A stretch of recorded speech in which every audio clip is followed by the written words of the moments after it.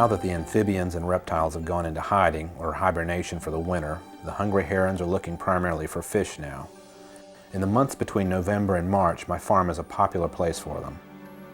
Walking across the barrier of bird netting day after day, looking down at the irresistible flashes of colors.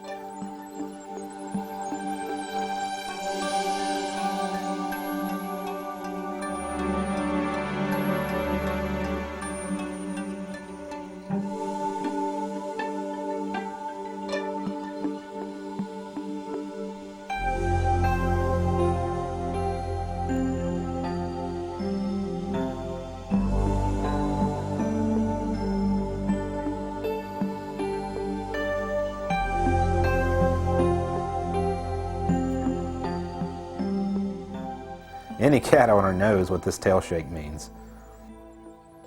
This Showa Tosai pond is one of only 2 ponds that still have koi in them.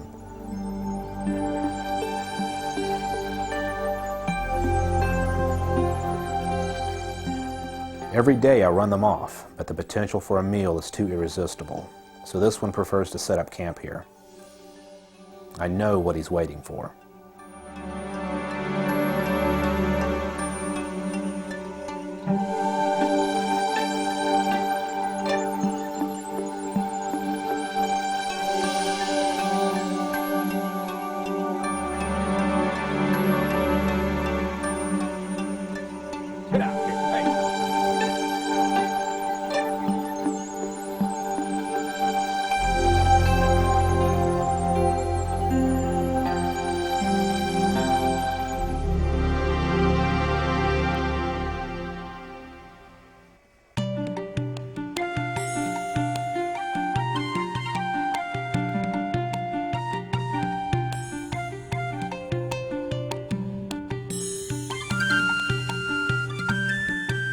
When it rains hard, the netting can get heavy and sink closer to the water surface. And once in a while, a heron manages to take a stab or two through the netting, and the unlucky fish bleeds to death.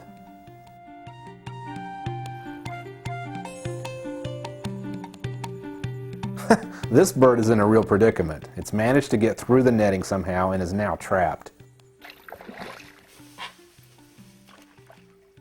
I still have some tosai from a late experimental spawn in here that are very important to me. This bird can't stay in here. I know what you're thinking. I'm thinking it too. How am I going to get this poor little fellow out of here without hurting it?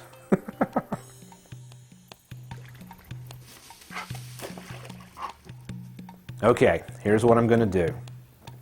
I'll try and get around behind it and run it to the front of the pond, and hopefully it will go out the same place I came in. We volley back and forth a few times, and eventually I chase this lanky fish eater over to the corner. Now I've got it heading in the right direction.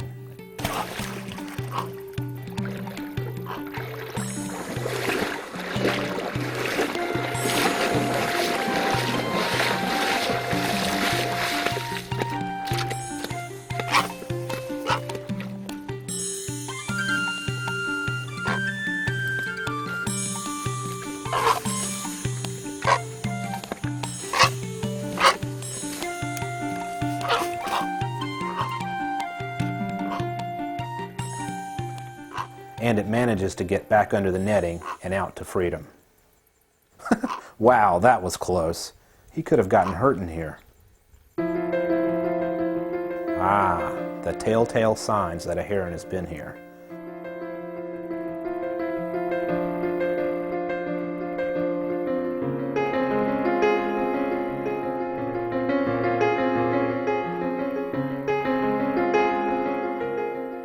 This one was in here for a while.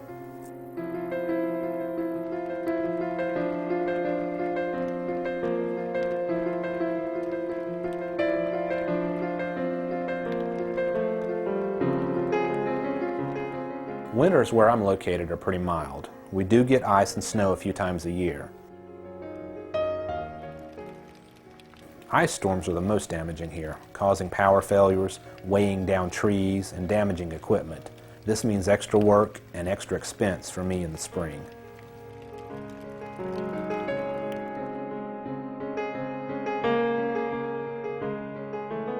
With the bird netting collapsed from the weight of the ice, this heron takes advantage of his opportunity.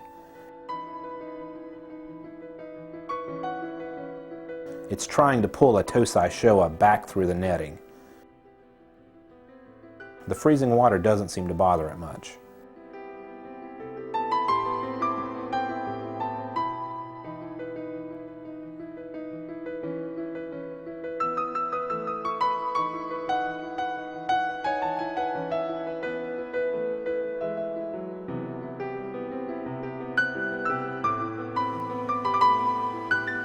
The freezing weather also causes problems for some tocai that were recently harvested. Kilodonella, costia, epistylis, and trichodina are just a few of the microscopic parasites that can set up shop and take advantage of koi in the right conditions. These tocai are clearly not happy. The fins are showing red streaks, many hang in the water nose down with their fins clamped to their bodies. Others lay on the bottom of the tank. This is what healthy, happy tocai should look like, swimming actively and always foraging for food. The difference is clear here. It's winter and the water's cold, and the pond's ecosystem is semi-dormant anyway, so I'll use potassium permanganate to clear up this problem. It will indiscriminately dissolve all of the microparasites that are affecting these fish. I shut off the pump and close off the bottom drains so the filter system is not affected. Then dose the pond at 12 level teaspoons of potassium permanganate. This is an 8,000 gallon tank. I mix water with the potassium permanganate in a bucket and slowly distribute it around the entire pond. I'll treat this pond a total of 3 times and space the treatments 2 days apart. I'll do the first dose at 12 level teaspoons per 8,000 gallons, and the second and third doses lighter at 8 level teaspoons per 8,000 gallons. And I'll do partial water changes in between each dose.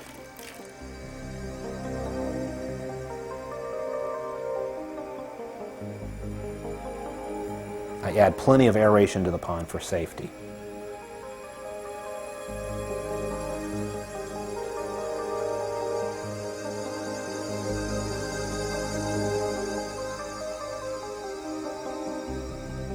I want this water to stay purple or pink for at least 4 hours. I check it from time to time with a white bowl.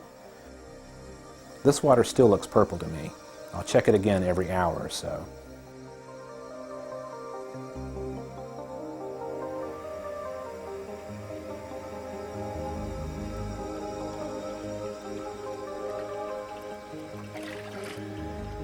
The water has been purple or pink for 4 hours, and it looks brown now, so it's safe to open the bottom drain to the filter system and turn the pump back on.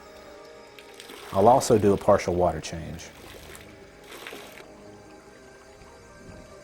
If the water would have stayed purple past 8 hours, I would have used sodium thiosulfate or plain dechlorinator to neutralize the potassium permanganate. Beyond 8 hours is too long. I personally prefer 4 hours for what I'm trying to correct here.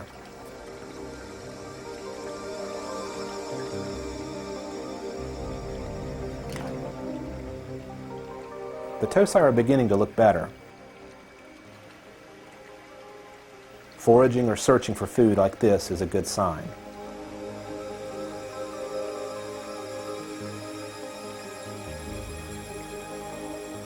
By day 4 and after the second dose, the fish are a bit more spunky, and more are actively looking for food.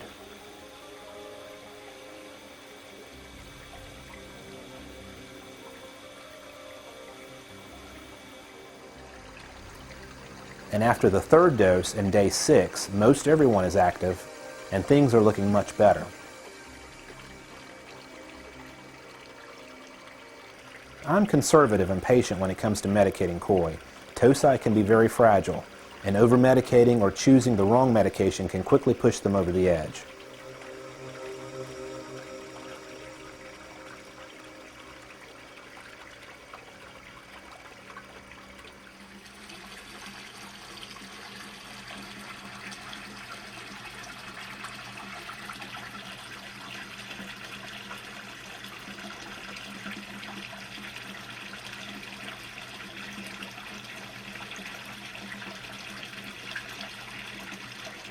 I'm sure you can tell what's happened here.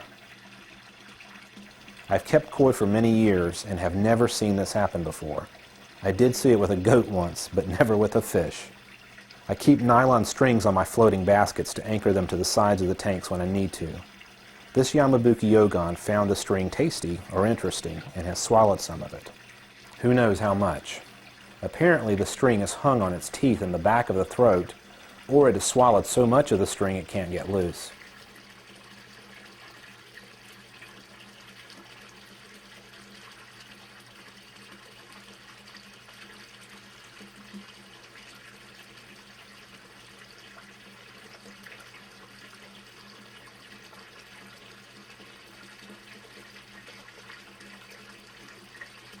The string is not coming out easily. I look through the gills and can see the string is going straight down the koi's throat.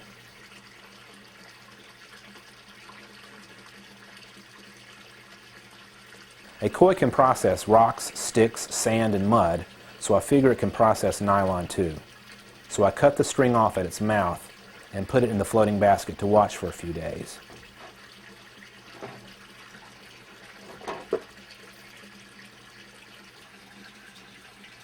I'll keep an eye on this one and see what happens. These other koi are culls from an experimental spawn.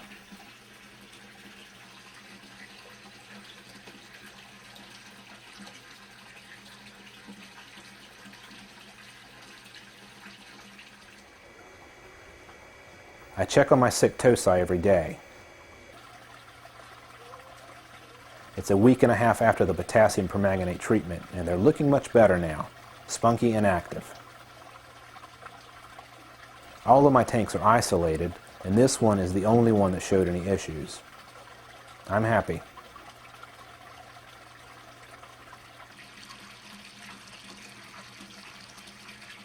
I check on the string-eating Yamabuki Yogon the next day, and it seems to be perfectly healthy.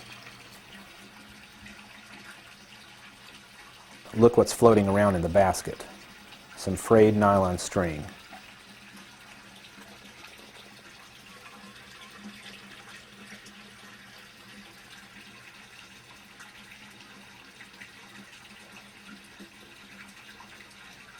I have no idea which end it came out of.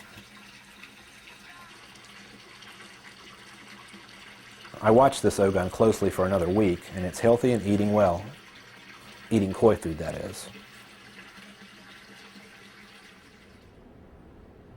Here's something else to think about. I was down at the culling shed the other day and noticed a shiny flicker to my right. A tocci kujaku living in one of the tubs. This shed hasn't been used in over 4 months, which means this baby kujaku has been living in this tub for at least 4 months. In 6 inches of water, with no filtration, no aeration, and no human care. How is it that many newer koi keepers aren't able to keep koi alive in their ponds for a few days, but this tocci can live in less than 6 inches of filthy water for over 4 months? The answer is related to adaptability. Adaptability to bacteria, to viruses, and to some extent parasites. This koi was born in this water, and its immune system is familiar with everything present in this water.